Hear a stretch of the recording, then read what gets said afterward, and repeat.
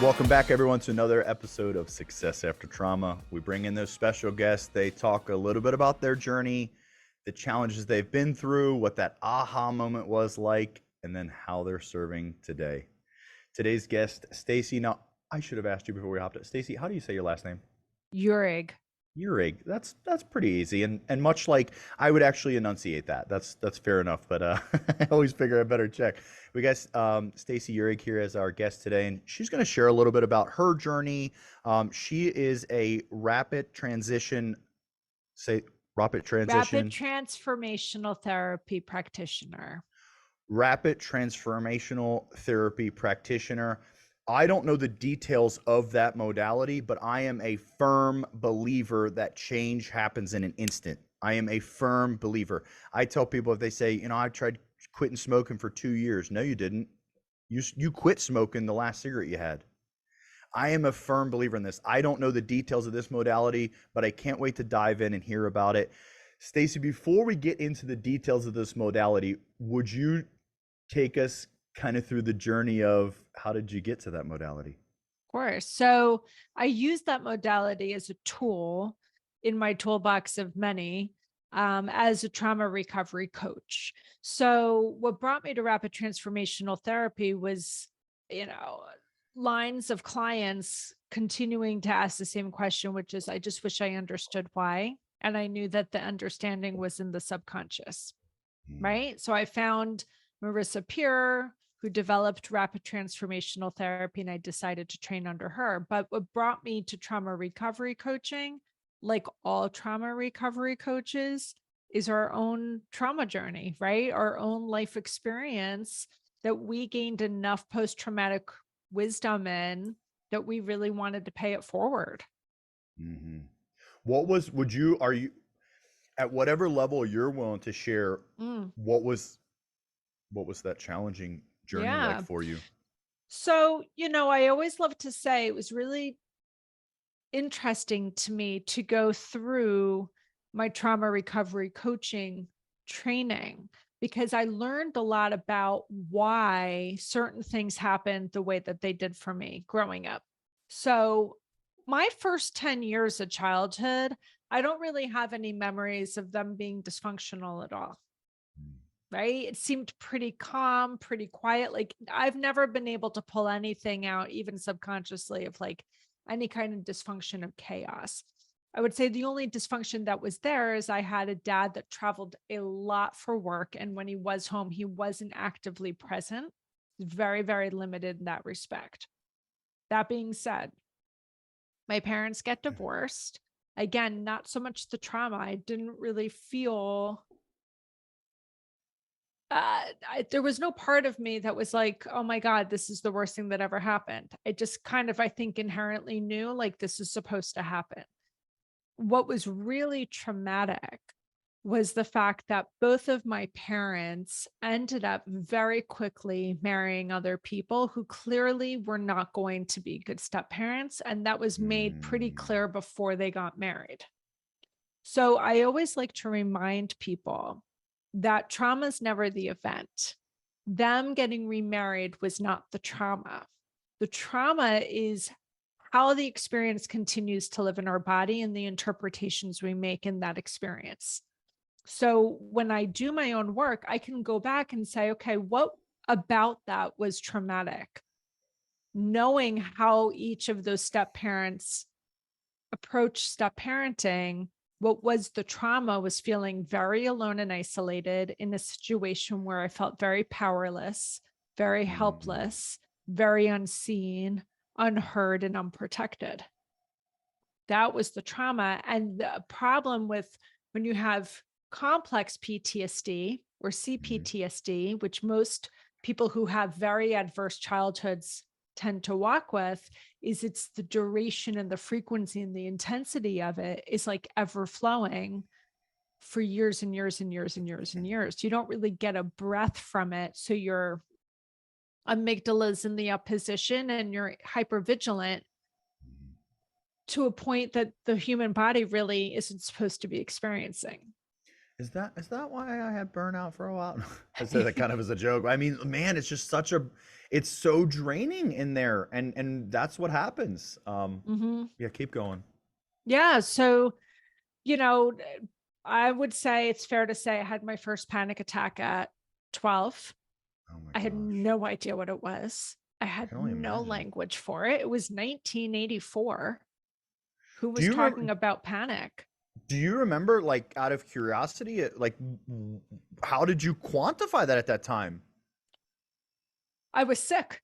I didn't know what was going on. And I'll never forget it. It's like the memories burned into my brain. It was Mm, the night before my mom was going to get married. I had all these feelings I just discussed: confusion, alone, helpless, powerless. But I think confusion was a really big part of it because I couldn't understand why we were moving forward into this new relationship, knowing I could see it was not going to be great for the whole family. mm-hmm. Um, so here I was sitting.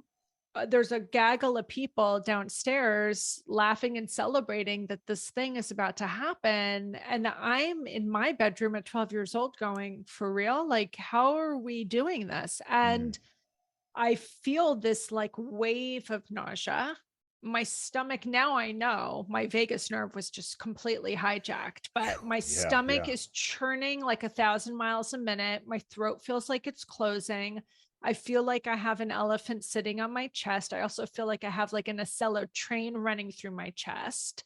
I'm cold. I'm clammy. Like I'm having this very Mm, physical experience, which then really I had until I was like in my 40s, wow. right? So for Yeah, over yeah. 20 years, You I you can main you see maintain that that. programming. Yeah, I can see that was my first experience with it. And it was clearly a panic attack now that I know what it was, but I had no idea. So my aunt had come upstairs and I said, I know I'm going to be sick. I don't know what's going on with me. I'm not sick, but I'm going to throw up. And I Mm-hmm. did. And again, I it's not like today where I can go hop on my phone and be on TikTok and even just put in the symptoms and come up with panic and anxiety and overwhelmed. I had no way to even Wow. describe what I was doing. And if I did know how to do it, who was I going to tell? And Right. this was 1984. Yeah, if you knew how to describe it, they didn't know how to receive it. No. So it was just, that kind of compounds the situation, right? Because Mm, then you're really going through this terrible thing that feels so wrong and you feel so trapped, but you have no one to talk to. mm-hmm. Man, I can all I'm just imagining. I can't know that, but I'm just imagining, like, no quantification for self and no one to talk to. I mean, I can only imagine the thoughts that you start thinking, like, I don't know, like, these are my labels or my mind running wild, but like, what's wrong with me? Who knows what those Yeah. thoughts that And can start playing out. it was funny. I, thank God, had like a very secure sense of self. So I didn't feel broken, but I was a little unnerved. I was like, I don't know how to feel better here. And that's Mm-hmm. exhausting. And then that kind of just perpetuated where I was in this constant state of anxiety and panic in my stomach. By the way, we had also just moved to a new town because of this marriage. I left everyone I knew. I moved an hour away. My dogs were put to sleep. Like all my sense of Mm, security was rattled. I was in a new school that was much more rigorous than the district I had been in. So I was struggling. And now that I know what I know, my whole prefrontal cortex was completely mm-hmm. offline because my amygdala was on the on position 247.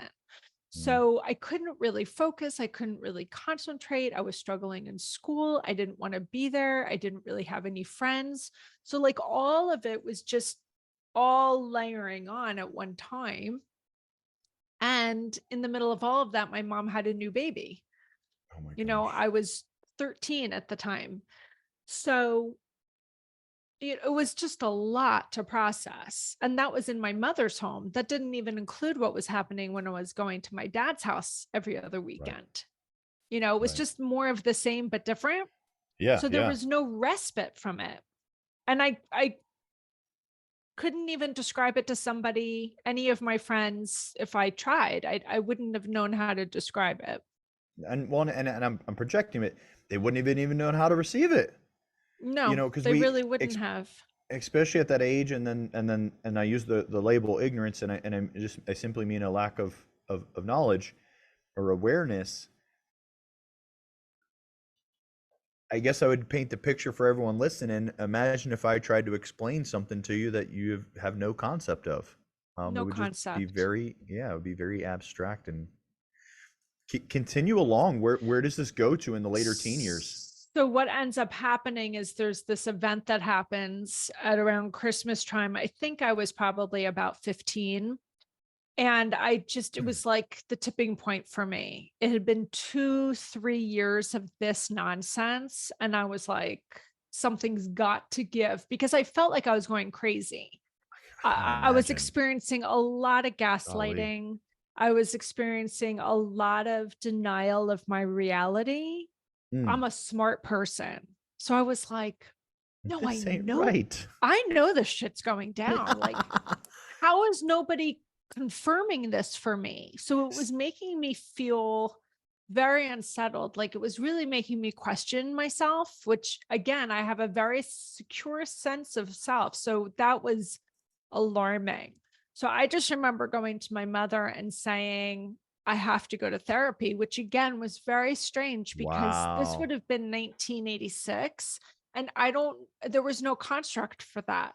I Mm-mm. had no idea to this day how I knew what a therapist was, how I Wow. knew where to go. She definitely didn't want me to go. Oh, I bet. This was 1986. Nobody was talking about therapy. The only people that were going to therapy were really mentally ill and broken. Yeah. And that I was not. I was in a toxic situation, is what I was in. So I basically had to like maneuver my way into a therapy office. And I started going really like in high school. It was very unusual. Now, today, look, I have an 18-year-old and a 14-year-old. I can't throw a stone at a kid that's not in therapy. If I'm Mm-hmm. talking to one of my kids and saying, oh, when so and so coming over, oh, after their therapy appointment, like it's so nothing. It's like I'm going to the dentist. But Mm-hmm. then that was not the case. And so I just was really intuitive and I knew it's Mm-hmm. what I needed. And it was a blessing. And I went, and it was a very smart decision. And I can still remember some of the things I learned. I can honestly say I've probably been through a dozen therapists, and she was probably the best one I had. That's incredible. Um, She was placed there right at that time no for a doubt. reason. Yeah, yeah. No doubt. It was very divinely intervened. Would you at whatever level of I if you, Mhm. I'd love to hear like what were some if you have some of the takeaways, if you can recall some of them on the surface, I'd love to hear. Yeah, I mean, it really came full circle for me again in my trauma recovery coaching program because I had gone through an exercise with this woman that had left such a profound impact on me. I remembered it all the time. I went back and thought about Incredible. it all the time. And then fast forward, in my late 40s, I'm in this program and they start talking about genograms. And genograms are, for intensive purposes, they're family trees, but there are very specific connectors between different relations within the family tree to designate dysfunction or function. And every key in the legend is different. So, was it toxic? Was it abusive? Was it coercive? Was it manipulative? Was it tense? There's all these different things. She did something like that with me that was similar. So what she had done with me was she had this massive roll of paper that if I had to guess was maybe 2 or 3 feet deep and as far wide as you could go. So let's just say mine was 6 feet wide. Mhm. And she had me start mapping out my family tree. Okay. So remember, my parents are divorced. So it's my parents having my brother and I, but then over here we've got stepfather, and subsequent kids over here, and then stepmother and that. And then we've got the generations above and above and above, probably about 3 layers up, right? Okay. And the homework was to go back and ask specific questions about the relationships here. And which I know now, I didn't get it then. What she was doing was teaching me about generational trauma, Mm. because what I was able to see, and because we were drawing it out, which was probably best for me because I'm such a visual learner, I'm so kinesthetic. I think it's why it was so powerful for me. She was trying to get me to see it didn't start with me. And she was Mm. trying to get me to see it didn't start with my step parents. And she was trying Mm. to get me to see it didn't start with my parents' decision making. And it didn't start with my grandparents or my great grandparents, that each one of these generations was passing down a set of coping strategies Mm. that I was on the receiving end of. And what she didn't say then, but was becoming very evident to me now, was I was going to break the cycle. Boop. Right, exactly. So here I am at Love it. 15 years old and she's having me draw it out. So I love that technique. And I have a whiteboard over here and I've got these massive pieces of paper. So when I've got clients that I know this is what they need, I have pens and markers and highlighters, and I often have them sit down because I think there's something about talking and moving your arm and using color and being able to get it out. And when they get it out on paper, sometimes things get a little bit more clear. And I'm pretty intuitive about who needs to see it that way. Mm. But it was so profound to me. I never forgot she did it. I get into this program. We now are being taught how to do genograms and we have to do one for ourselves. And I was like, that's what that thing was? Like there was an actual name for that? And it Yeah. just, I know how profound it was for me at that age. And Yeah. I think it was one of the best tools I learned from her because I could visually see the lineage of dysfunction. Okay. Okay. Now paint a little bit of a picture for me. How does life shift in the next 2, 5, 10 years? Oof. So, like, Oof. All right. right. So I go to college and I'm still walking with this constancy of anxiety, but I don't know that that's what it is because it's my normal. Mhm. So I'm constantly walking with this pit in my stomach, this jittering in my chest, this feeling like my throat chakra is closing. Mm. Um, I'm not a great student, even though I'm brilliant, because I just can't really focus. And Mm. again, I don't know why. So now I know what I know. I was just walking in a constant state of hypervigilance. And by the way, it's important for people to understand when people are walking in a constant state of hypervigilance, there was nothing for me to be hypervigilant about in that moment. There was nothing. It's just that that was my state of being because it had to be on for 6, 7, 8 years. And I didn't know it was on. And well, and I'm gonna if I can dive in for the listeners, like when we're in that state, if you're in that state or if you've been in that state in the past, and by the way, if you've conquered that state, we can get back in that state, as you know. When we're in, we have a finite amount of conscious bandwidth. Mhm. When we live in that hyper alert state, and I've had the opportunity, like a certain percentage of our conscious bandwidth is straight dedicated to this. So now we're limited down. Mhm. And that's, where that overwork and that burnout come in and such. It is. And so I really live in that state, gosh, until like my 30s. And then what Mm. happened was I was married, trying to get pregnant. I was unsuccessful in getting pregnant, and that's causing more stress and more anxiety for me. And I am a person that has a very strong, intentional, purposeful, conscious gratitude practice. Mm. But yet this sensation of constant panic and overwhelm was causing a level of depression. And when I say a level of depression, it wasn't sadness, it was literally a depressed state of being. It was fatigue. I was Mhm, mhm, slothing through the day. I couldn't think and focus anymore. I'm somebody that could do 100-page, 100-sheet workbook of Excel, and I can't even make a cup of coffee. Like mhm, everything's starting to shut down because I've now been in this state for like mm, 15 years. mhm. And I literally can't go to work. Now, at the time, Wow. I owned a business with my brother and my father. And I would go there and I would just stare at the screen. And again, this is 1999, 2000, 2002, like that area, let's say 20 years ago. Mhm, I still didn't know what this was. And mm. remember, I had been in therapy since I was 15. Yeah, yeah.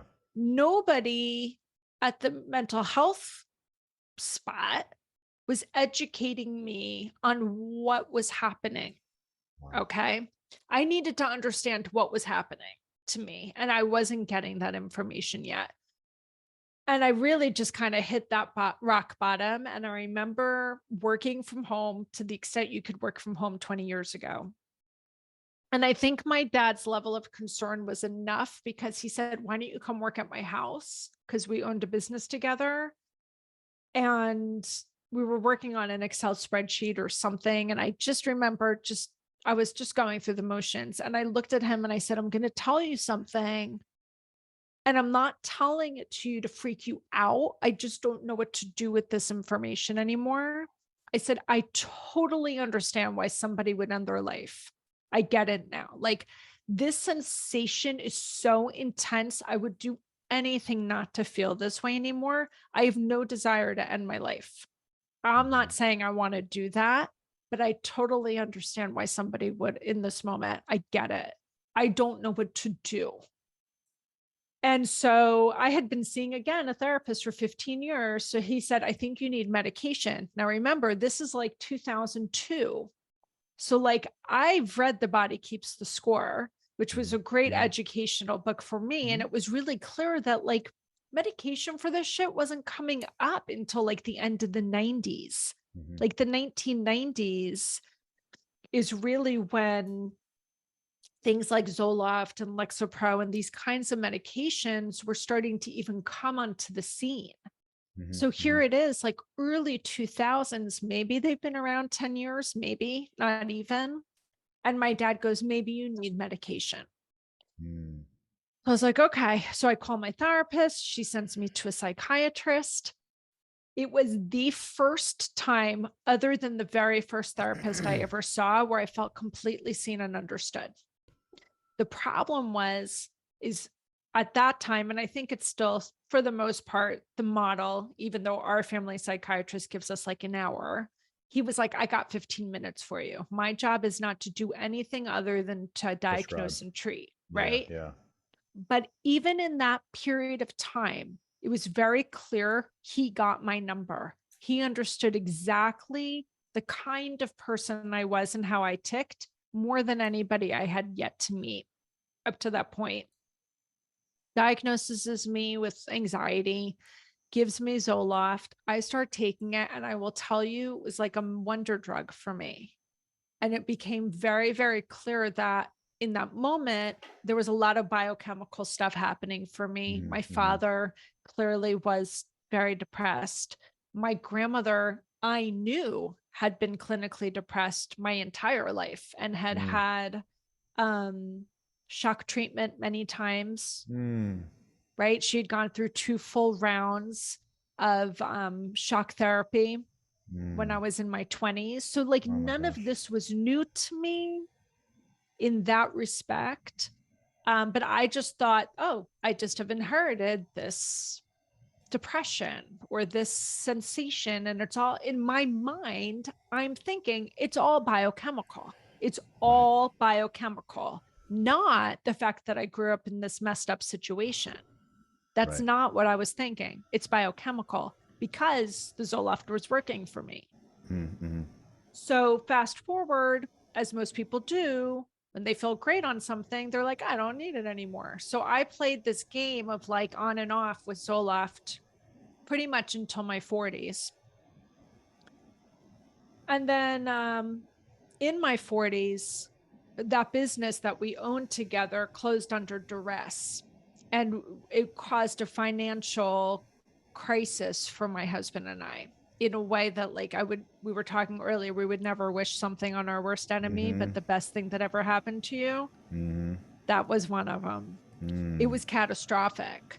And I live right outside of New York City. So with a family of four, Mm. I owned the business. My husband worked in the business. When that thing closed, we had nothing.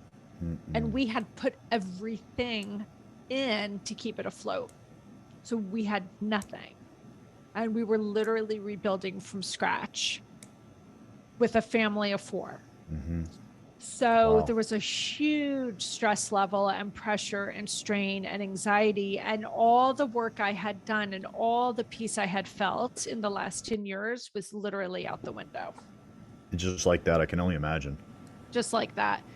So I started working with a hypnotherapist. Oh, I love hypnosis. Well, and that's what rapid transformational therapy is done under hypnosis. So my first experience with it was at the age of 40 with a hypnotherapist, and it was a game changer for me. So that had Hmm. never really been lost on me.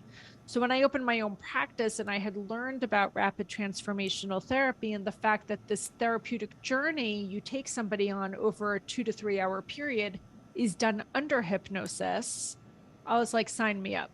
Because if I can even give a fraction to my clients of what I got from that, it's a game changer.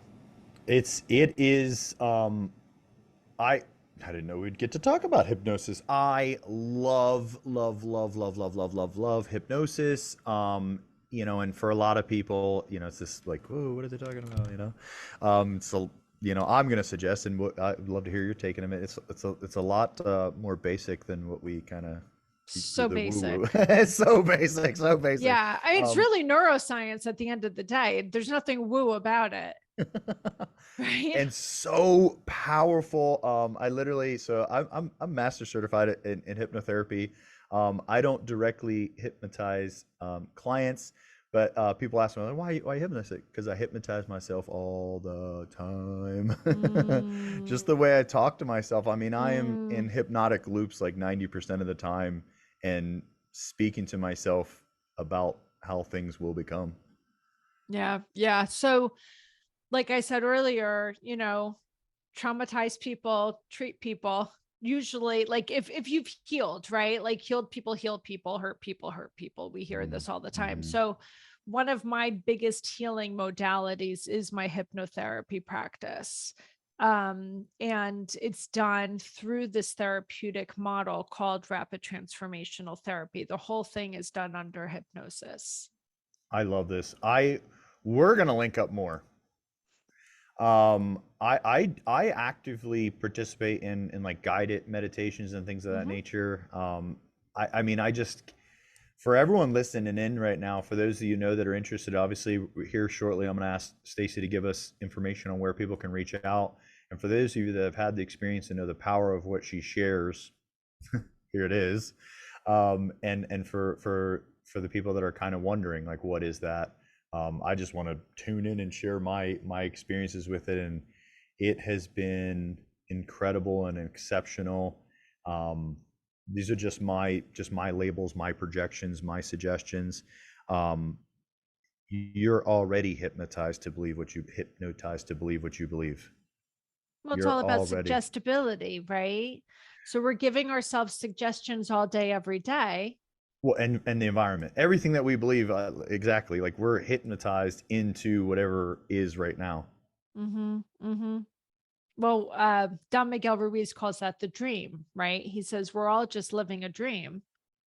And look, I think really strongly every experience we've ever had in our life, I see it as like a card catalog or a database, right? So let's just say every single experience you've ever had in your life is in a database, and there are a couple of tags associated with that experience. What did you feel What did you choose to start to believe about yourself, others, and the world around you? And what coping strategy did you harness in order to make it through that moment? And all of that's stored in your subconscious, all of it, every single second, every single millisecond. And so when people are saying, I don't understand why I'm stuck, or I can't stop people pleasing, or I don't feel comfortable setting boundaries, or I have to do everything perfect, or failure's not an option, or I'm bad with money, or whatever it is, I can't lose the weight, I can't maintain it, I always sabotage, I can't connect with people, I don't feel connected to my body. I've heard it all. I can, through this therapeutic model, take them back through hypnosis to whatever moments the subconscious thinks are best to be served up in that moment. And I ask it, like, what is the root cause of this, whatever the challenge is?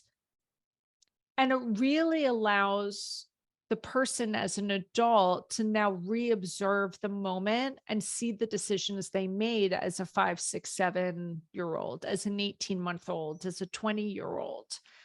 And it's very clarifying.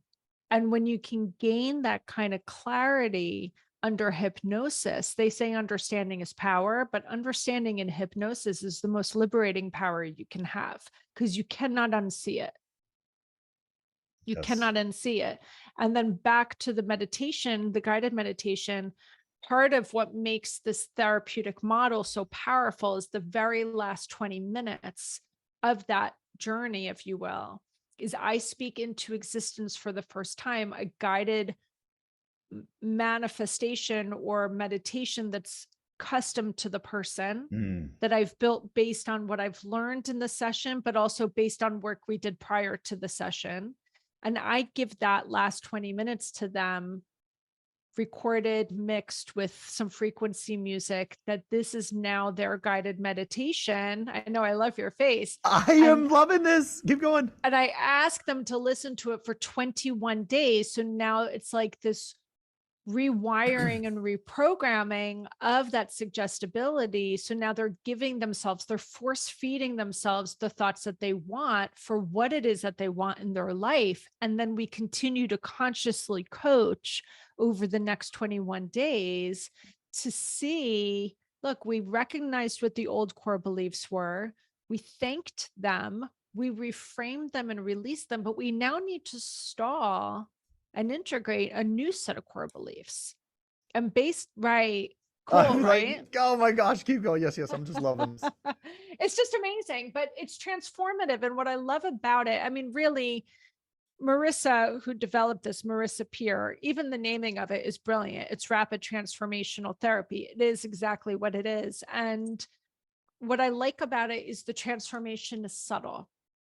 So it's not uncommon for me to get emails or texts or what have you from a client before even the first session after that, that says, oh my God, you know, that person I said I always had the hardest time setting a boundary with, or was always triggering me, or always made me feel I wasn't enough. Well, I saw that person.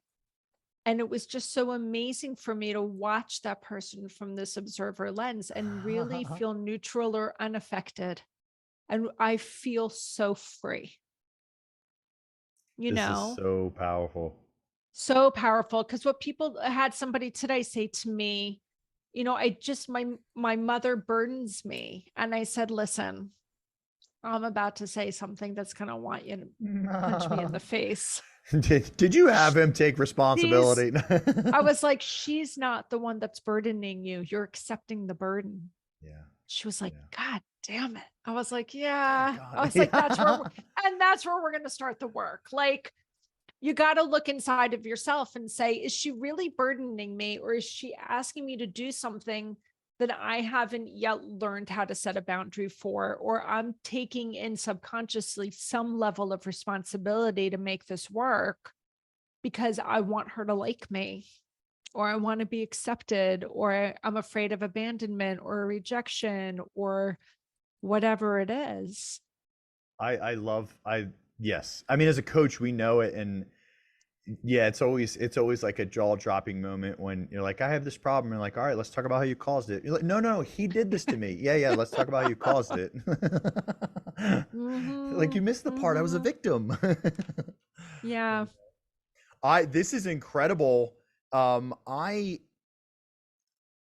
Well, I was gonna say I'm kind of trauma. No, I'm trauma informed, and 90% of it doesn't come from a book. It comes from trauma. Right. Yeah. I mean, that's um, where it's born, I our say that to understanding of it. I say that to say that, and then I mean I'm in the coach. I connect it to the coaching community. So all in, and then getting to do this podcast. You have, and you can look back, and all the listeners know to be true. You have one of the which labels do I want to use? Words, if you will. You have one of the most unique and powerful structures to your session that I've witnessed. Yeah, it's pretty cool. Yeah. It's pretty Yeah. cool. And I'm pretty proud of it. I mean, the model I use, so remember that RTT, the rapid transformational therapy, to me, it's a tool that I use within my practice. But I know for sure it is what makes me extra good at what I do. And it makes me unique at what I do as a Correct. trauma recovery coach. I'm also very well read and studied in internal family systems. And I tend to take a lot of what I know about IFS, and it is a part of rapid transformational therapy inherently. But then I have the ability to expand on that piece of the model because I have extra knowledge in that.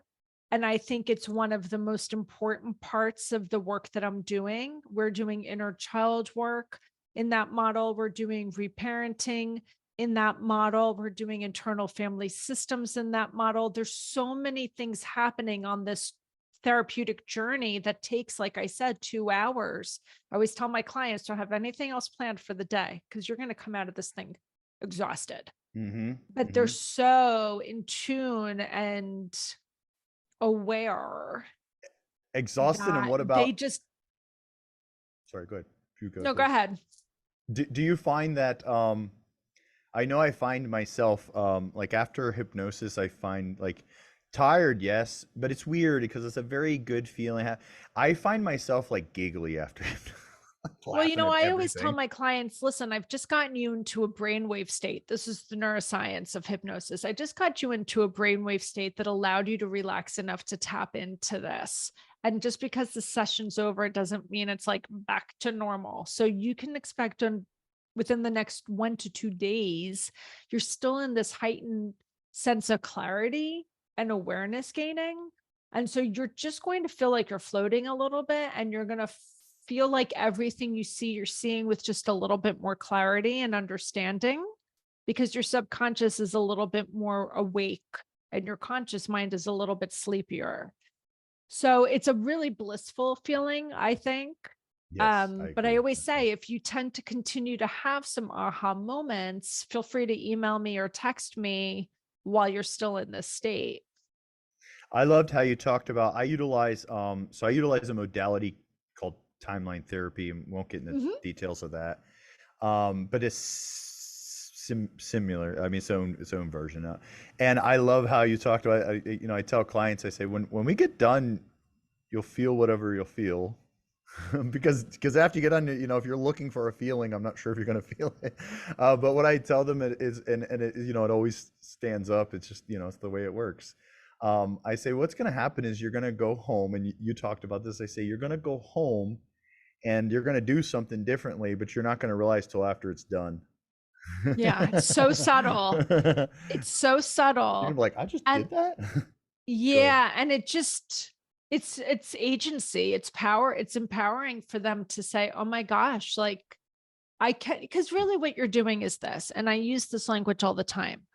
When you made those decisions, when you had those experiences, it changed the lens and the filter through which you saw yourself, others, and the world around you. And what we're really doing is cleaning the lens and changing the filter. And so now you're experiencing life through a more appropriate filter to your age, your knowledge, your resource, your wisdom. You're not doing it through the filter of a 5-year-old in a Mm. 38-year-old's body. You're Mm. doing it through the 38-year-old. That's the difference. And so it's subtle because you're still having the experience and you see it. It's just the clarity and the vision of it and the filter through it is much more appropriate. Yeah, yeah. I got to tell you, rapid transformational therapy, something I look more into, and some of it we have to give. I'm going to choose to whether that I'm going to give credit to you, and obviously you put your spin on what you learned. I'm just going to make that projection. I have to assume. Okay.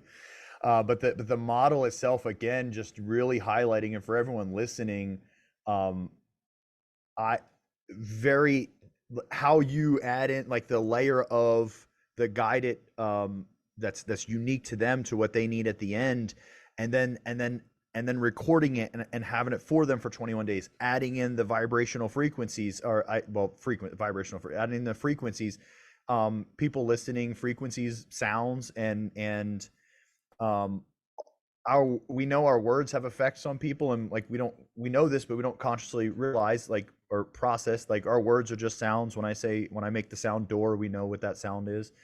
So these frequencies are communication if our words are communication. And I just, again, for everyone listening, how I heard you layer all of this, I'm like, whoa, I'm gonna take a few things.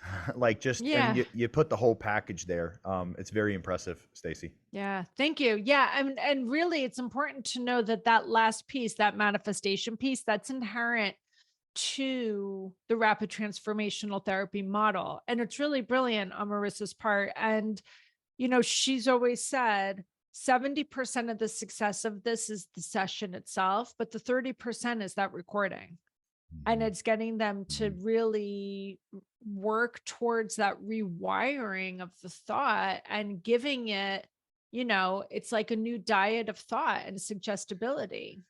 Literally, when you use the word rewiring, I'm just projecting. This is my share, because again, I don't know that modality, but that we are reprogramming the mind, and I said because all that is programmed currently, and we're Correct. just reprogramming. Something that I share with people, I heard you use the term, I'll say term, reframing. And I love sharing with reframing with people. And I give an example of, I'm gonna share here, and for everyone listening, reframing is when we just flip the coin. Like, okay, so what's the other meaning? And like I tell people an example of, like, if someone cuts you off and they drive all the way to the end of the merging lane and hurry up in, and then if you're one that has the programming of getting upset with that, and then we think, oh, they're inconsiderate, they don't care, they knew, they saw us, da, da, da, da. And I've said to people, well, what if they're on their way to the hospital? What if they're getting the kids ready for school? Everyone's free and clear of this. This is not going to happen. And the kids shut their fingers in the door and they're on their way to the hospital. Would you care how much the other guy thinks of you if you were driving your kid to the hospital? And then people say, well, that's not what's happening. And I said, well, we don't know factually, but the thing that you framed, we don't know factually. That's right. Well, this gets back. I don't know if you're familiar with Byron Katie. I'm not. Oh, you want to check her out.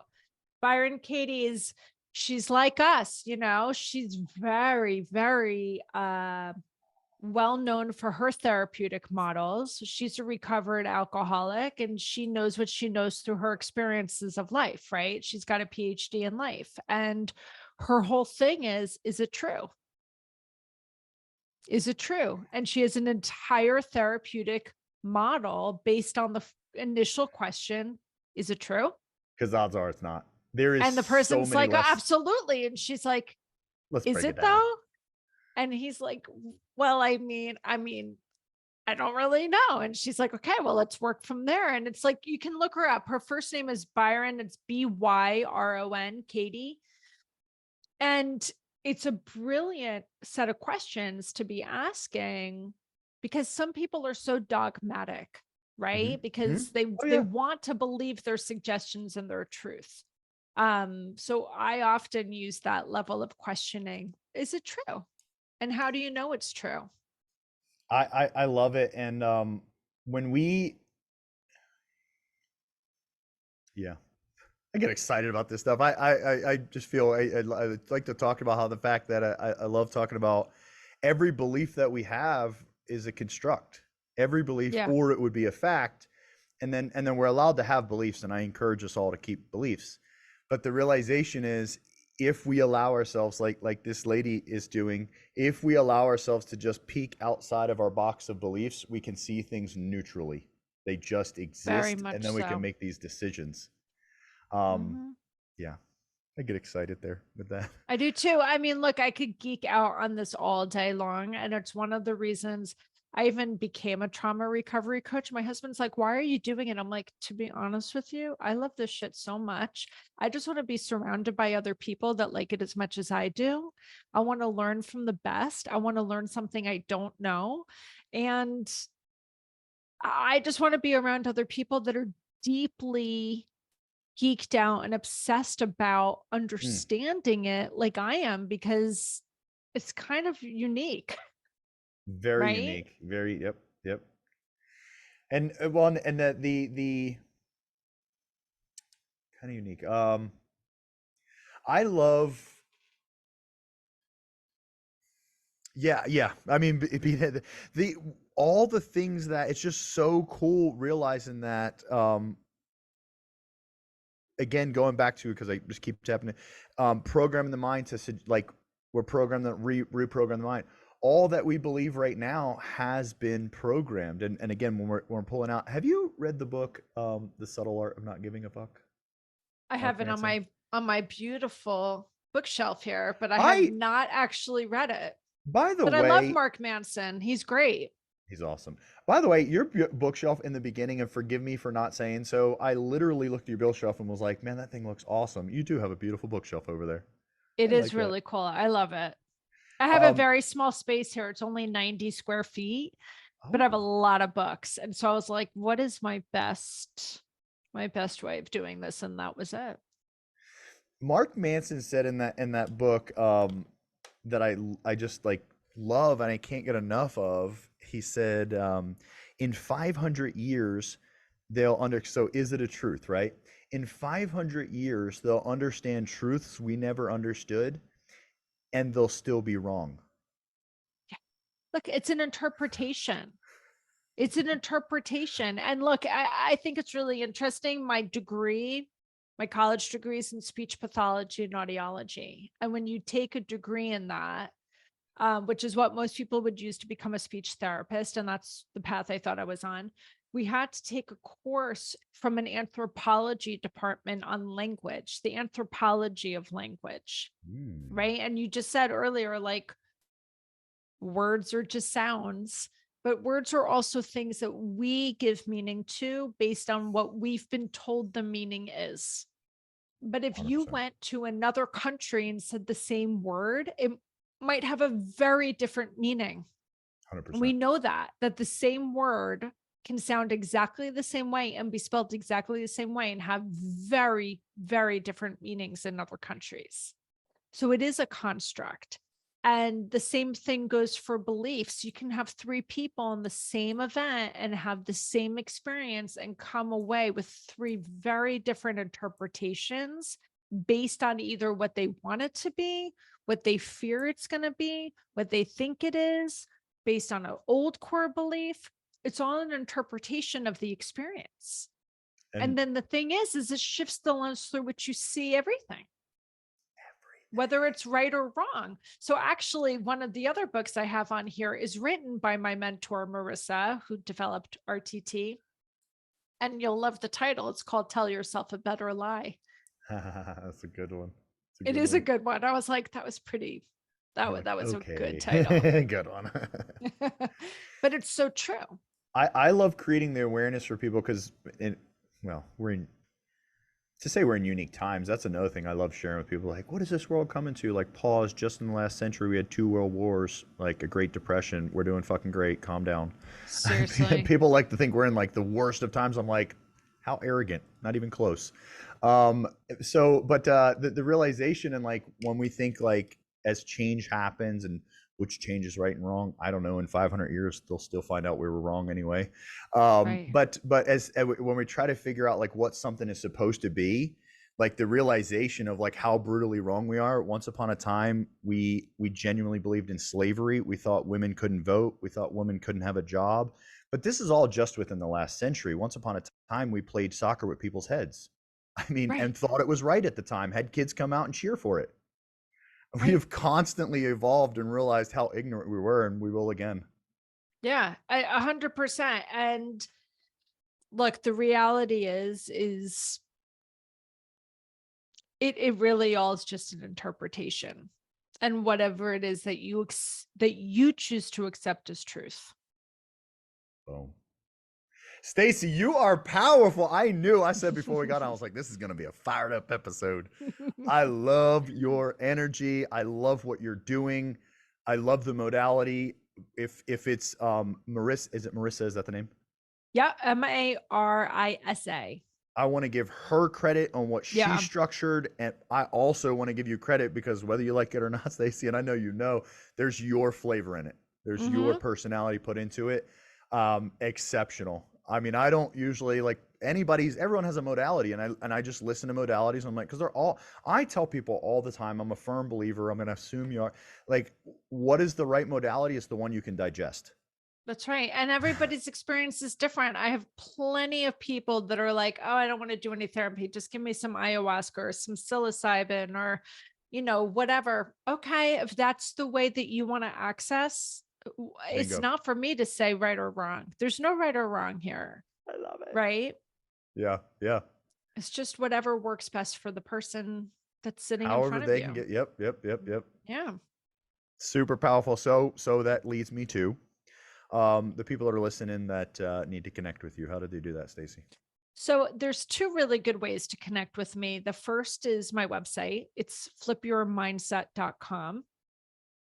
It's Flip That Shit. Well, Flip That Shit's my podcast. So I have my own podcast. It's called Flip That Shit, but my website's flipyourmindset.com. And the other great way is just to follow me on Instagram. I use my Instagram platform as an educational platform, and I literally just fill it with content on trauma 24/7. One more time, forgive me. Website was flipyourmindset.com. Correct. Perfect. Everyone listening in on, if you're just checking us out on audio, make sure you check out Stacey's. Obviously, you can tell the energy that comes here. Stacey, you got it. Well, to say you got to, I would love to, if it was made sense to be on your podcast in the future as well. Absolutely. For those of you listening, make sure you check out Stacey's podcast, connect with more of her energy. It is Flip That Shit. And by the way, if you're just listening in, check us out on YouTube. You can check out her pink mic that says Flip That Shit. I love that thing, Stacey. Thank If you. you're listening to our audio, you can check out the video. We're on YouTube. It's Success After Trauma. If you're watching us, you can go ahead and download us from your favorite podcast streaming platform. And those that are listening, we're going to have those links so that you can connect with podcast website and Instagram. If you're okay with, we'll put that Instagram link in there as well. Stacey, I appreciate having you on here. I'm going to ask you, and so all the guests that I bring in on at the end, I have no clue what I'm about to ask you right. Well, I'm going to ask you to share final thoughts, and then I'm going to channel essentially who is this message for, and I don't know who it is yet. I'll say it in a second, and if you'll share a message with them. Okay, good. Go ahead. Oh, please, good. Oh, what I was just going to say, if I had to channel a message for someone, this is what I'm going to say. If you feel like who you are is not enough, it's a lie. Because when you were literally born a ball of love and light. And then you had a whole bunch of observations and a whole bunch of experiences that shifted the lens through which you saw yourself. Knowing that you're enough, that's always the goal. Once you can get back to knowing that you're enough and putting the puzzle pieces back, the ones that you kind of shed along the way in order to fit in and be accepted, when you can go back and find those puzzle pieces and reconnect, you can have the most amazing, fulfilled life. Thank you so much, Stacey. For everyone listening in, if you're interested in connecting with Stacey, make sure you check out our YouTube. You can get the links there. And until our next episode, be great. It's already in you.